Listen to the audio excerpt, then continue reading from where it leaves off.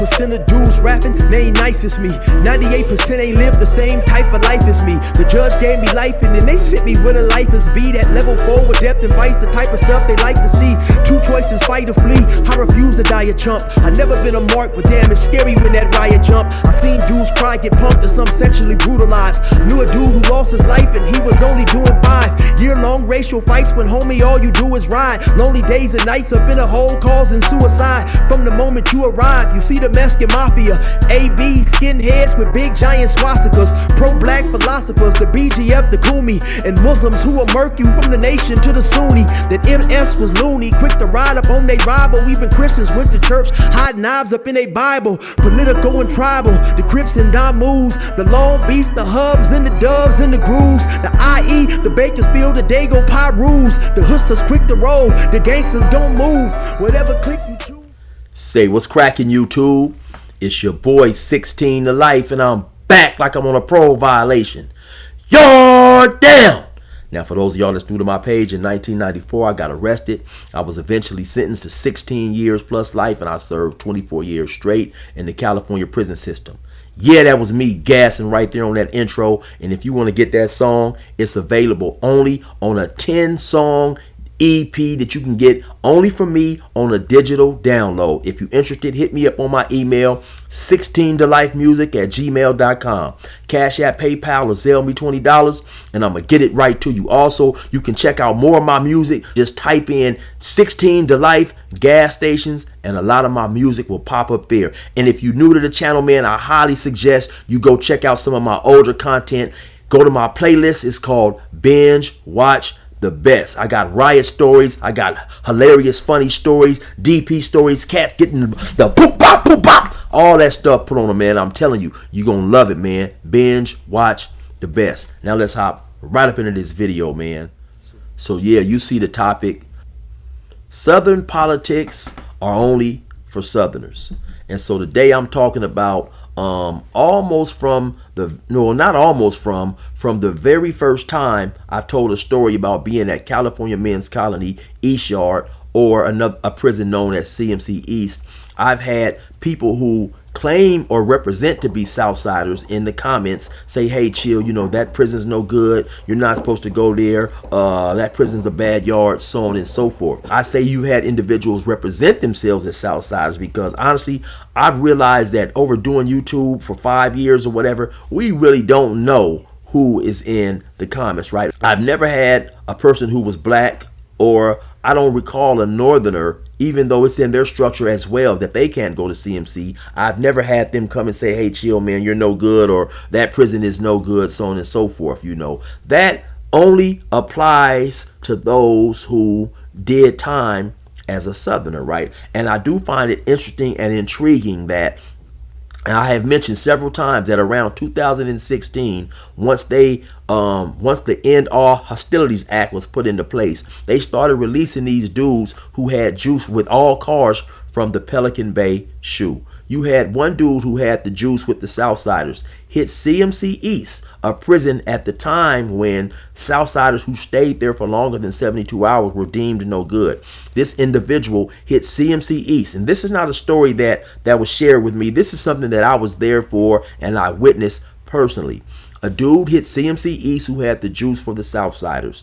He hit the yard. There was a meeting held, and he basically made it good for Southsiders to come there and do their time with no backlash, like the Southsiders would have caught before he came there and made the yard basically a place to do their time, right? Eventually, a lot of Southsiders started coming in, pouring in, and of course they were deemed okay, and a riot jumped off, and a white Crip by the name of Matthew Cook was killed in that riot between the Southerners and the blacks. And so like I said, I just find it interesting that for the individuals who leave those comments saying that, they never address that issue. I've mentioned that several times, right? And they avoid that issue. And so my whole point is saying that if this yard was so trash or whatever, why suddenly when the Southsiders came and done their time there, then suddenly the yard was an okay place to be at just because they said it. And so the whole point that I'm trying to make out is what goes on in each organization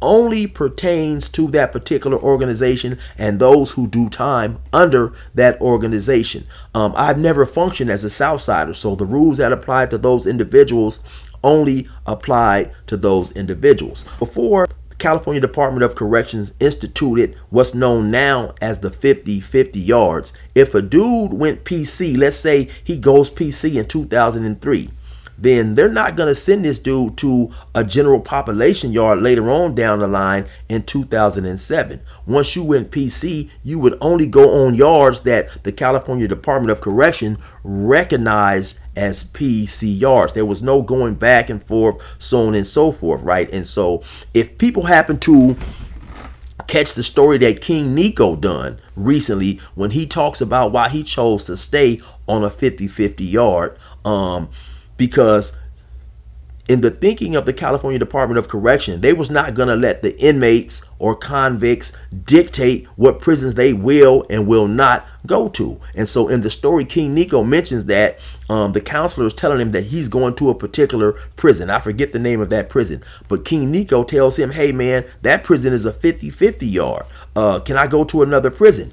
And he said that the counselor told him no. And the reasoning behind that is, once again, that whatever you guys have going on, and this is the thinking of the California Department of Corrections, whatever the inmates, the organizations, the respective cliques have going on, we're not going to play a part of that. You know, this prison is an okay prison, and you have to go to that prison and do whatever you're going to do in terms of either stay there or stay there or leave, or make a decision that you feel works best for you. So like I said, once again, me functioning as a black, there was never any rules or edits or things that related to the blacks about going to CMC, because once again, CMC at that point in time was recognized as a general population prison. Now, you will have prisons that change and shift and so on and so forth. Case in point. So when I first got to Salinas Valley in 1996, I went to DR, which was a level 4 180 at the time.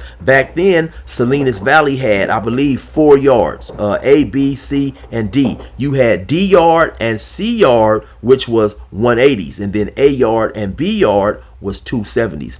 But at that particular time, all those yards were general population yards. Now, later on down the road, some point in time, I don't know exactly when, I believe that the California Department of Corrections converted a couple of those yards to S&Y yards. So, yards do change over the course of time. Anyone who was at CMC around 2010, 2011 can tell you that A yard really got off the chain. You had a lot of riots, you had a lot of melees, a lot of stickings, so on and so forth, right? And so for those who've never been at CMC, and then a lot of times, you'll have people in the comments leaving comments and saying these things, but they've never done time at CMC. So CMC has 4 yards, or A yard, B yard, C yard, and D yard. Now, back when I was at CMC, there was 2 yards that was mainline yards, A yard and B yard. I've done my whole entire time on A yard, but now C yard and D yard. C yard was for people who had, I think, some type of like medical issues and some maybe slightly mental issues. And then D yard was the EOP yard, where you had people who had stronger mental health issues. And to keep it 100, C yard also had a lot of homosexuals on C yard. Now, for the most part, while I was there, anytime you had an individual who was black and was a homosexual or was suspected to be a homosexual, he was promptly ran off A yard. Reason being is because in the buildings, the showers are not individual showers. You have one big area that was a shower area, and it had about 5 or 6 different shower heads in there, and everybody had to shower in it together. And so despite what individuals think, the vast majority of Crips and Bloods and non-affiliates, brothers from up north, so on and so forth, they are not going to be around that type of activity. They're not going to be in no shower where there's a group shower with a dude suspected of, having an affinity for men. And so, like I said, I don't necessarily know if the individuals who like to point these things out, they dislike me, they dislike blacks, or they or they support another YouTuber or whatever, right? But for the most part, like I said, man, what applies to other cars and organizations does not apply to the blacks. I could go back to prison right now to this very day, and I could go right to any 4-yard level 4 180 and wouldn't have any problems due to the fact that I was at CMC East. And actually, I've done time at CMC East with a lot of extremely reputable, well-known Crips and Bloods, many who I still see today, either who have YouTube channels or many who I see today who have been interviewed by some of these top YouTubers, you know, Kev Max, so on and so forth, right? And like I said, what happens to apply to other organizations does not apply to the blacks. You know, shout out to the Northerners, shout out to the Southsiders, shout out to the whites. But what they do is what they do, and it doesn't dictate what happens with the blacks. And you know, I'm just keeping it 100. Since I've been out, since I have been watching YouTube, I have learned more about how other cars function, how other organizations function. I have learned more watching YouTube than I learned doing time, because as I have said many a times, when you're in prison and you see something happen, you see something that goes on, even with another car, if it's in your same race, doing time as a black, and especially with other races, other cars, other organizations, you don't go over there and say, you know, to an individual that you may be cool with, hey man, what just happened? I just seen you guys beat up such and such over there, man. Tell me all about it. You know, you don't get that deep into other people's politics. Now, just doing time, you may hear things from people in your collective or your organization that you're cool with. You know, somebody might come and say, hey, chill, you see that dude right there?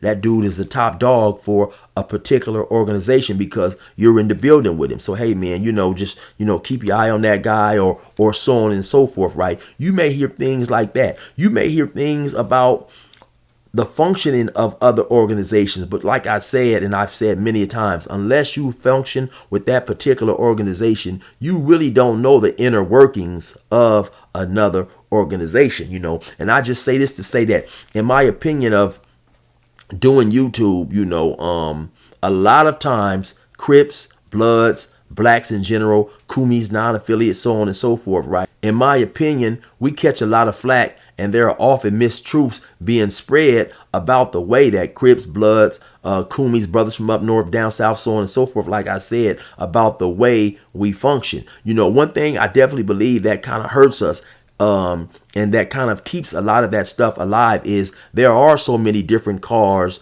so many different entities, so many different collectives who function as blacks in the California prison, and there is no rules that's written in stone. You may be at one particular prison and a certain black collective, they are functioning extremely tight. They're not accepting no riffraff. They're checking paperwork. You know, they're staying strapped. They're doing this. They're doing that, right? They're really pushing a hard line as far as prison collectives go. Then you go to another prison a year down the line, and then suddenly you get sent to a new prison, and the car at this particular prison, who has the same exact members from the last prison you was at, this particular car here, they're extremely loose. They're not disciplined. They're not structured. And the reason behind that sometimes is, once again, none of this stuff is written in stone. And so it is just up to the particular individual who has a voice for that particular car to do things as he sees fit. And he may not be as structured or as disciplined as the individual who was running that same particular car at the last prison you came from. And in closing, I've heard Dubs and other YouTubers mention that certain organizations have curfew yards. Once again, meaning that they had a certain amount of time to stay at this yard, or they would be deemed no good by that particular organization that put the curfew on whatever particular yard that it was. I believe at CMC East, it was 72 hours for the Southerners, Northerners, and the whites. While the Pisces, the others, the Asians, the Samoans, that type of thing, they had no curfew, because once again, CMC was still designated as a general population prison by the California Department of Corrections. Now, to my understanding, some of these other curfew yards for some of these other organizations had up to a 10-month time limit on that yard. You could stay on that yard for 10 months before you were deemed no good. Now, I don't understand how you could be on a yard for 12 months and get corrupted by something you couldn't be corrupted for within a 10-month period. But once again, like I said, these are rules and regulations set by other organizations and other structures for those who fall up under that structure. So those things did not apply to the blacks. Anyway, you already know what it is. It's your boy 16 to Life. Resume normal program.